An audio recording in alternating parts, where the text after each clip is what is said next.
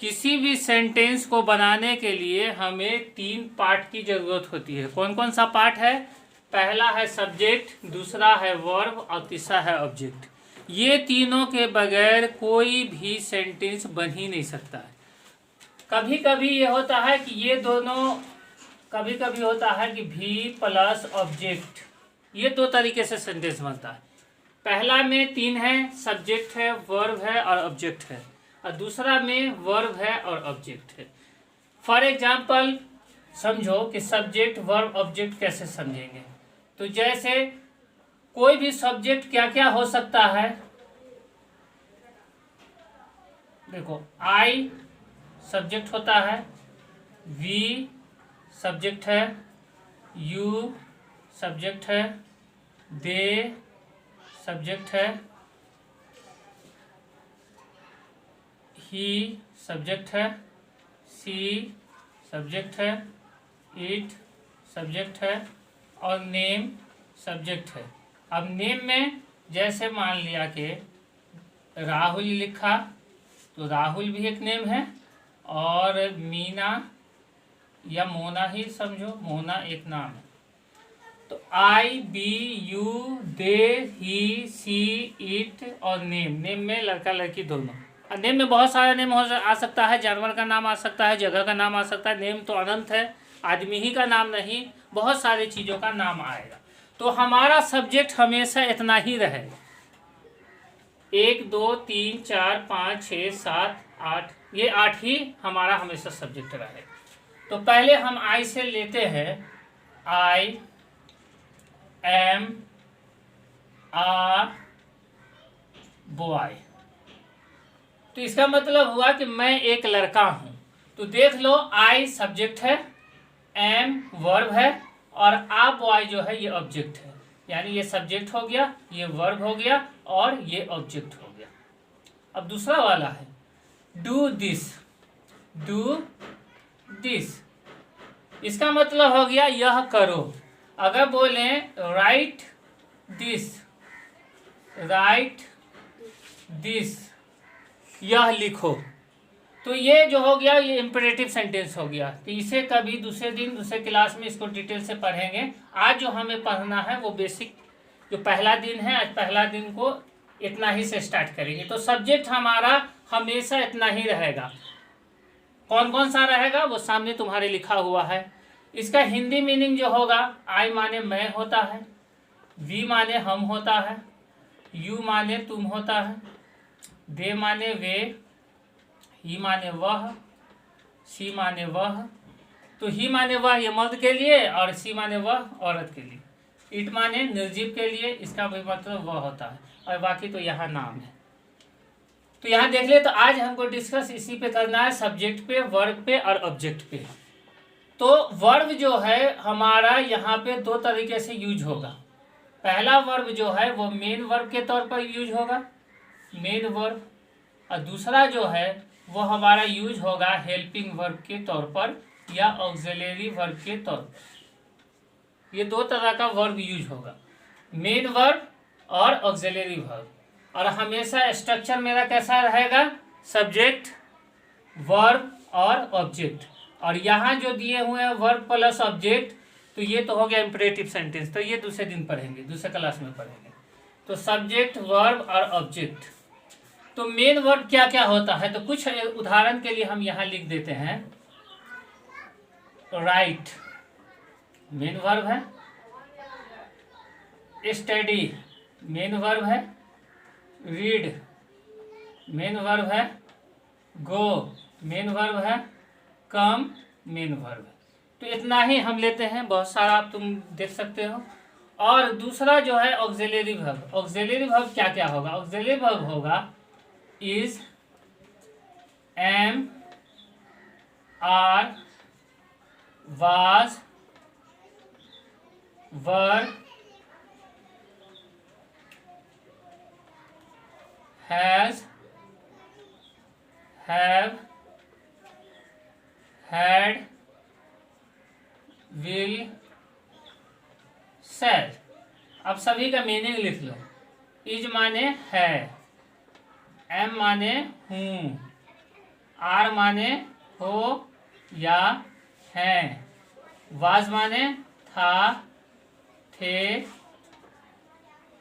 थी, वर माने भी होगा था, थे, थी, हैज माने पास है, होता है, रखता है। वही मीनिंग इसका भी होगा। इसका मतलब होगा होता था, पास था, रखता था। इसका मीनिंग होगा गा, गे, गी। इसका भी वही मीनिंग होगा। तो सेंटेंस को जो हम बनाते हैं सब्जेक्ट वर्ब ऑब्जेक्ट से, वर्ब जो हमारा यूज होता है वो दो तरीके का, मेन वर्ब और ऑक्सिलरी वर्ब या हेल्पिंग वर्ब। तो मेन वर्ब यहाँ से लेके यहाँ तक मेरा हो गया मेन वर्ब, ये हो गया मेन वर्ब।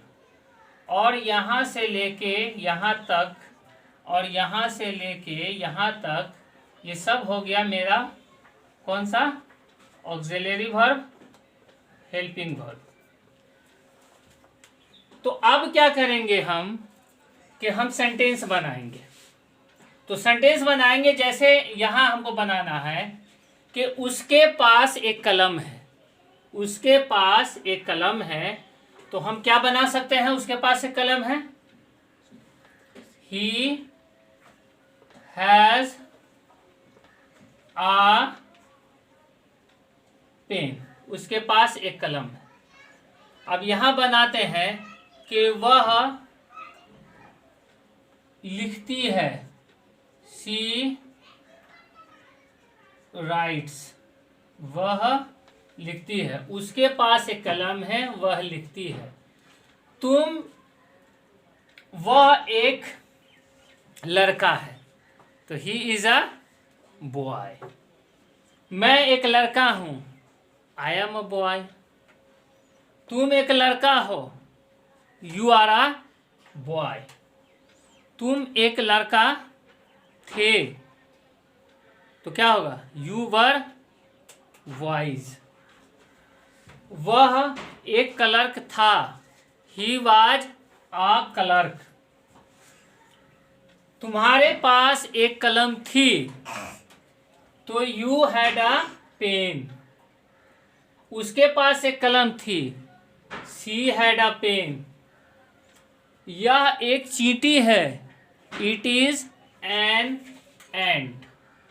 राहुल एक लड़का है, Rahul is a boy. Mona एक लड़की है, Mona is a girl. Mona एक डॉक्टर है, क्या होगा, मोना एक डॉक्टर है, Mona is a doctor. Rahul एक इंजीनियर है, राहुल इज एन इंजीनियर। तो इस तरीके से हम बोल भी सकते हैं, लिख भी सकते हैं और पढ़ भी सकते हैं। अगर हमें सब्जेक्ट वर्ब ऑब्जेक्ट का सिस्टम मालूम हो, स्ट्रक्चर मालूम हो, मेन वर्ब क्या होता है, ऑक्सिलरी वर्ब, हेल्पिंग वर्ब क्या होता है और सब्जेक्ट मेरा क्या क्या होगा, तो इस तरह से हम कोई सा भी ट्रांसलेशन सेंटेंस बना भी सकते हैं, पढ़ भी सकते हैं और बोल भी सकते हैं। और इसका निगेटिव, इंटरोगेटिव कई तरह का सेंटेंस होता है। जैसे हम सपोज डेट फॉर एग्जांपल लेते हैं, आई एम अ बॉय, मैं एक लड़का हूँ। मैं एक लड़का नहीं हूँ, I am not a boy. क्या मैं एक लड़का हूँ, एम आई अ बॉय। क्या मैं एक लड़का नहीं हूँ, am I not a boy. मैं एक लड़का क्यों हूँ, why am I a boy. मैं एक लड़का क्यों नहीं हूँ, why am I not a boy. तो इस तरीके से तुम पूरे का प्रैक्टिस कर सकते हो। अब जितना प्रैक्टिस करोगे उतना समझ में आएगा। तो आज के क्लास में जितना तुम लोग पढ़े इसे नोट डाउन करो और खूब अच्छा से इसके प्रैक्टिस करो। फिर सेकेंड क्लास में हम इसका निगेटिव, इंटरोगेटिव बताएंगे। फिर अगले क्लास में इस तरह से क्लास वाइज क्लास पढ़ाते जाएंगे। तो आज डे 1 था। ये लगभग कितने दिनों का होगा, 60 डेज का होगा। 60 डेज हम बेसिक पढ़ेंगे। तो आज के लिए बस इतना ही, नेक्स्ट क्लास में फिर मिलते हैं।